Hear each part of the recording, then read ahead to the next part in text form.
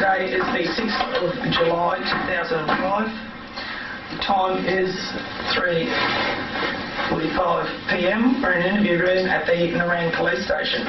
My name's Detective Sergeant Tracy Patricia Barnes from the Regional Cell B, and my registered number is 5108. My full name is Mark Ian Wright. I'm a Detective Senior Constable of Police. My registered number is 7007, and I'm from Richard LCO. Brett, can you just state your full name, thanks? Peter Cowan. What's your date of birth, Brett? 18969. And your current address? 82 Bodydoon Road, Ukai. 2484.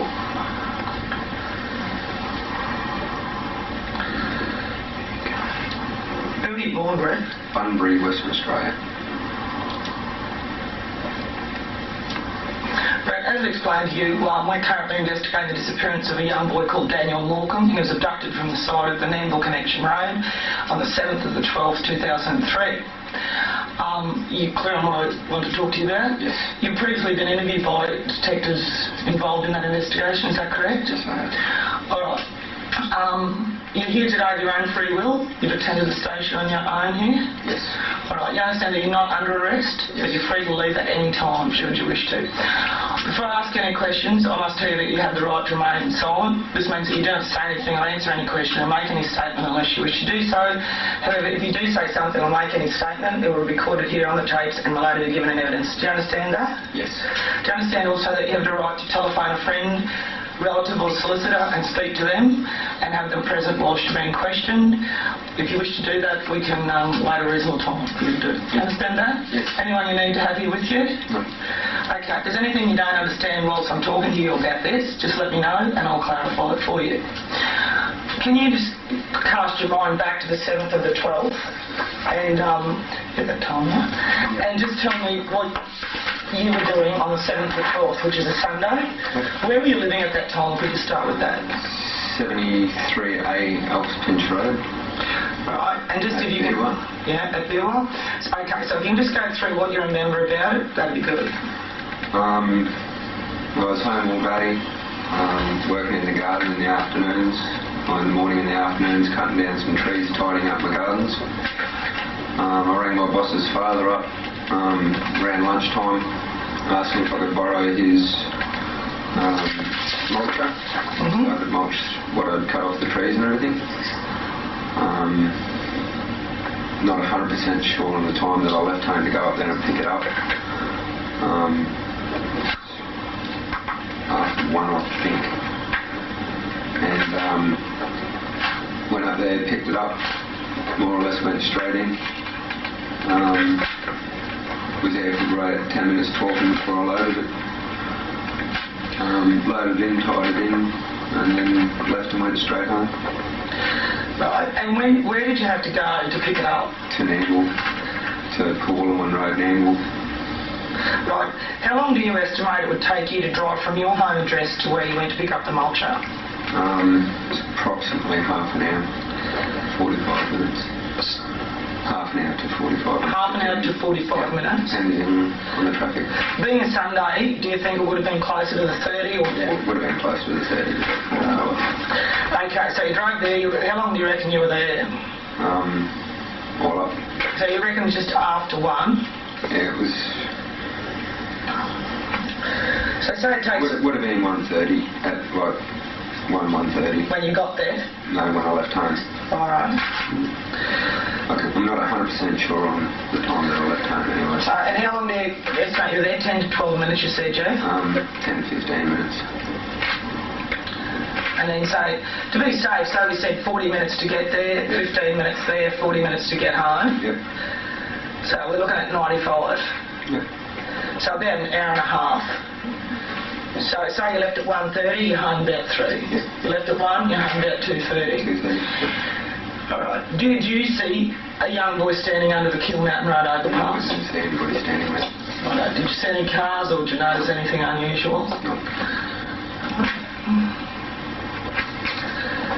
So if you left at 2:30, if you left at 1:30, 2:33, you're home at 3. 2:30.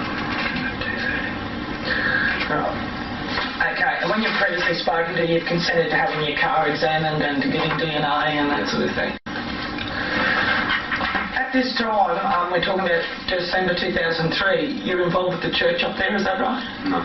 No? I was going to the church there, but I hadn't been going for quite a while. Which church are you talking about? Christian Outreach Centre. Is that the one behind the Kiel Mountain Road overpass there? So you didn't go to church that day? No. Right. I think Tracy might have gone in the morning. Right. That's your ex-wife? No, I don't think she did actually. She was at home. Can you recall the phone number that you had connected to your house at Pincher? 5494 0358. What about 0328? 28, yeah. Right. We've conducted analysis on that phone. Yep. There was a phone call made at 8:51 in the morning to a fellow called Andrew Stevens. Do you know him? Yes. I think. Andrew Stevens. I've got his number here, 54390409. 5439. It's a Sunshine case number. You're not 100% on that? That was at 8:51 in the morning. Yeah. Not sure. Not sure? Right. The next call was made at 12:50, which is 10 to 1, where you called Frank Davis. Yep. Right, so that's 10 to 1. 10 to 1, yep. Right, so that's prompted you, like, do you know, can you tell me, did you call him, then did you go straight away? More or less. So it's probably about like 1 o'clock that you left home. It was 10 minutes. Yep. And there's one at 8 minutes past 6 that night to Clayton's Towing. Yep. Yeah? You were working for Clayton's at the time, were you? Yeah. So...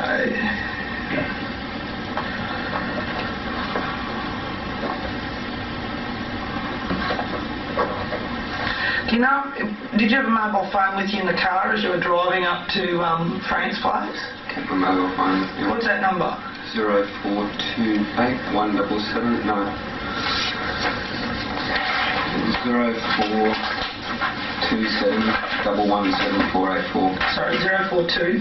7? Yeah. 117 Yeah. 484. 484. 0427 yeah. Did your wife have a... Yeah, 0416 117 484. 0416? Yeah, same as the other.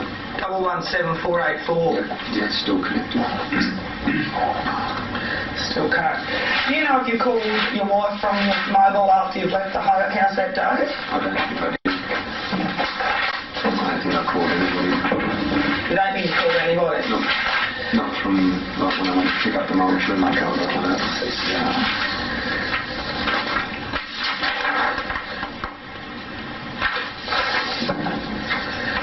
Yeah, there was a call made.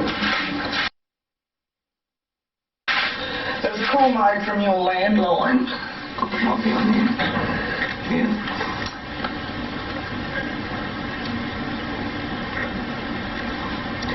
Yeah, this phone number 0427 117 484 called your home number at 12:58. Keeping in mind 12:50, your home rang Davies, and at 12:58 your mobile rang your home number. So would you say you were on the road by then, or? Yeah, would have had. So that's clarifying. Basically, you're on the road at 12:58. Yep.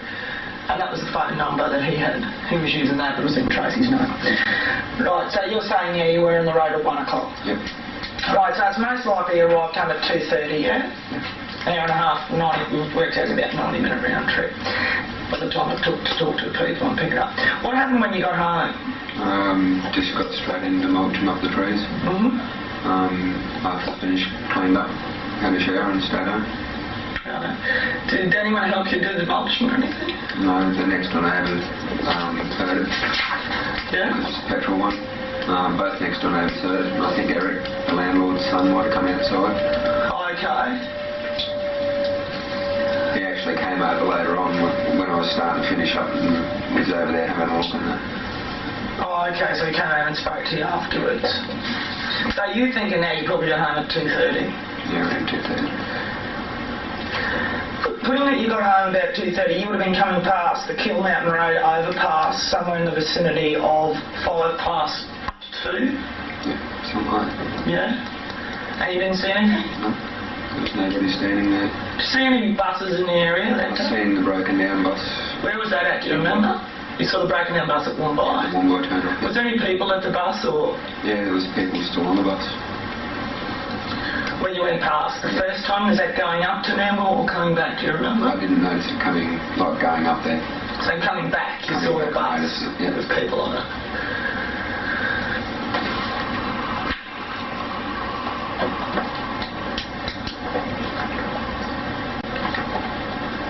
When you say people on it, just one person or? I think there was a couple of people on it. There might have even been a couple of people standing off of it as well. Just the one bus? Yeah, there was only one bus there. Righto. Is there anything else you can recall about that day that you saw or anything? What vehicle were you driving that day? The white Pajero. You still got that car? Yes, I did. And that's the one that was inspected by police on the round about the 22nd or something? It was the 20th. This was Christmas Day. Christmas Day they took your car? Yep. Because I went down to my mum and dad's place on Boxing Day and I had to wash it and get all the fingerprint dust and everything off of it. Right. So you're a little bit annoyed? Was it a bit of a mess when you got it back? Yeah, well, they did a pretty good job of cleaning it, but there's still fingerprint dust all over the inside of it. Did you volunteer your DNA or did the police that were investigating ask you about your DNA? The first two officers that came out and spoke to me at home asked if they could take photos and DNA. Yeah, and you had no objection to that? Have you seen the conflicts that have been released in relation to this? Yeah. You've seen them on TV? Yeah. Do you think you look anything like those conflicts? I saw one of them, but yeah, Has anyone said anything to you about? nobody. One of them actually looks more like my brother than looks like me. Oh, okay, where'd your brother live? In Brisbane, just up past Everton Park. Oh, yeah. Elder brother. He wasn't up the coast at the time, was he? No. Oh, anything else you want to cover?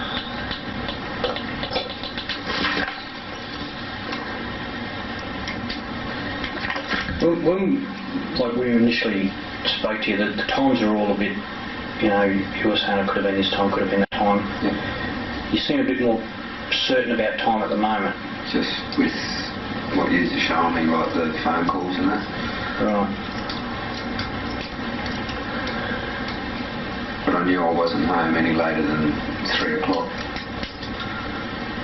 Is there anything that can tell us that? Like, is there anything at all that you can say, well, I know I was home by 3 because? Only that it doesn't take all that long to go up and back.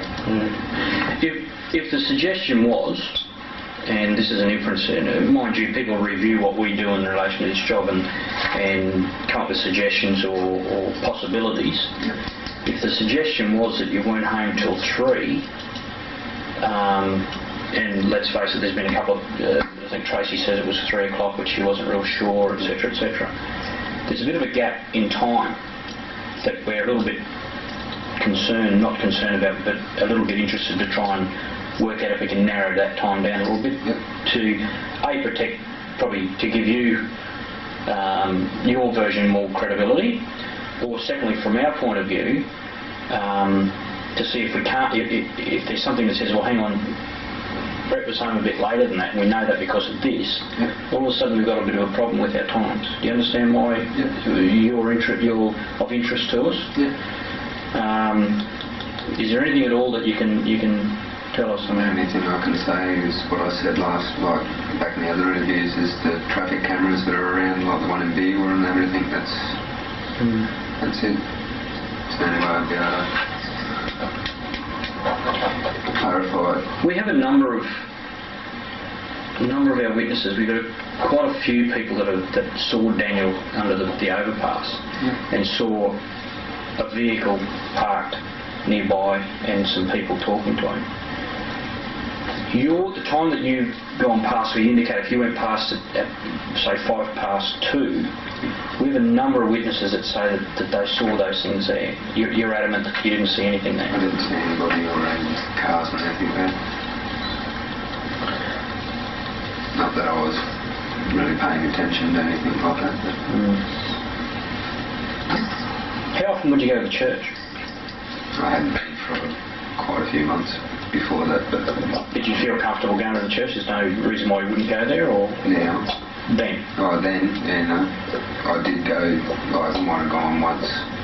And you have a rally or something? Or I only know like pastors at the church. how often did you see them? Every Saturday and Sunday, or every Sunday that I was at church. Like before that, I was going to church Sunday morning and Sunday night. Right, okay. And something was preached over the pulpit that I didn't agree with, and went and spoke to the pastor there, and he wouldn't change his mind. And that's your uncle? No. A different one? My uncles and Arnie are they're the head pastors, but they're under the pastors that do the preaching off the stage on Sundays. Okay. All right. And what are the times for the church services? 9 in the morning and 6 at night, I think it was. Is there another one at lunchtime? No. Not one at 11 o'clock? Okay. There's a lot of people, as Mark said, and if you saying you left home at 1, you'd have been driving past that overpass at about 2 o'clock. No. If you left home at 1, you're down at their place at 20 to 2. You're there 10 minutes, at 10 to 2 you leave that place, you'll be going at that overpass 2, 5 past 2. That's when all the activity's happening, you know, that's when Daniel was there. All of our witnesses are in that period, and they all say that there's a bit of activity under that. You know what I mean? What I'm interested to know is, you nominated yourself, you contacted us and said, told the coppers that you were through under that time. I didn't contact you, so... Sorry, the coppers come to you and you said that you nominated that you were there. And in that period of time is the money time for us, because someone has taken that child in that time and got you in the area.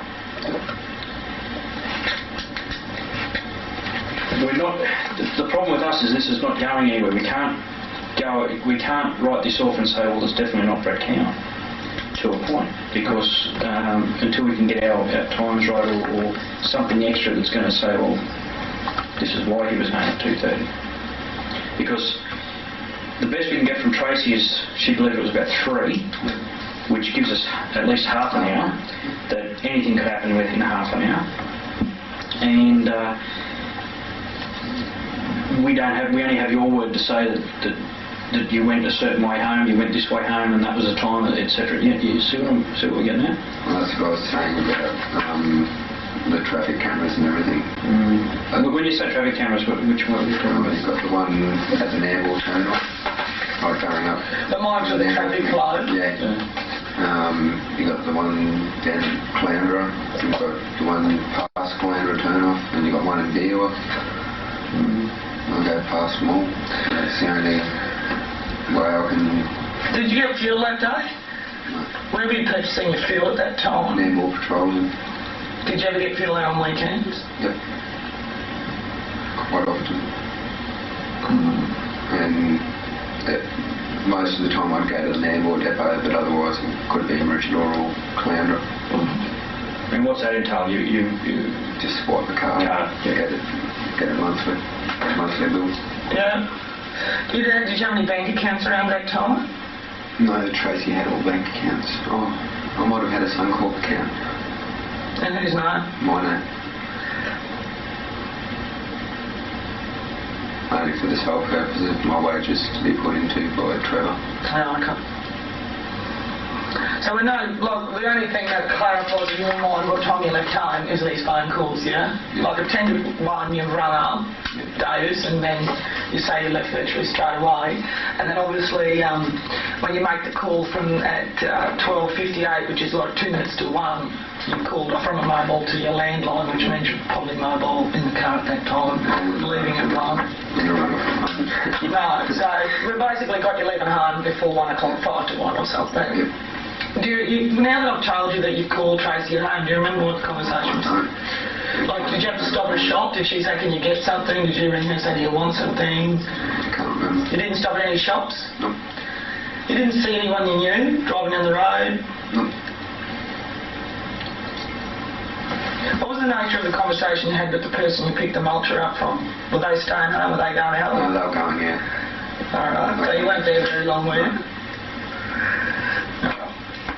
We're not really any closer, but at least we've clarified with Brett that he's probably on the road by 5 to 1. And he's definitely home by 3. Do you carry your mobile in the yard? Yes. So you would have it on your... What? How many numbers would you have in your quick dial thing? 10, because that's got online. Not that many. I had shitloads of phone numbers on my phone, but Back at that time? yeah, but only 9 on speed dial. There was only one call recorded on the phone that day. Yeah, but I'm just... On his mobile was only one call. I'm just thinking it was bumped. Yeah. But you're still in the yard at 1 o'clock.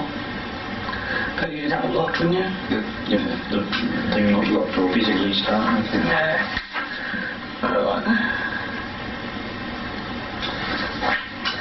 Okay. Anything else you'd like to say about it, Brett? No. Alright. Do you want a landline phone number for me? For now? Yeah, if you want. Yeah, that'd be good if you can give me that. 02 6679 5081. You got no problem with us ringing there? No. Just speak to Donna or me, don't speak to... For the kids, no, I wouldn't do it. But no, Okay. Anything else? 6679 5081. Alright. You took part in this interview of your own free will? Yes, I did. And what you told me here today has been the truth? Yes, it has. If you had abducted Daniel, would you tell me? Probably not. Alright. No worries. We'll terminate the interview at 4:09.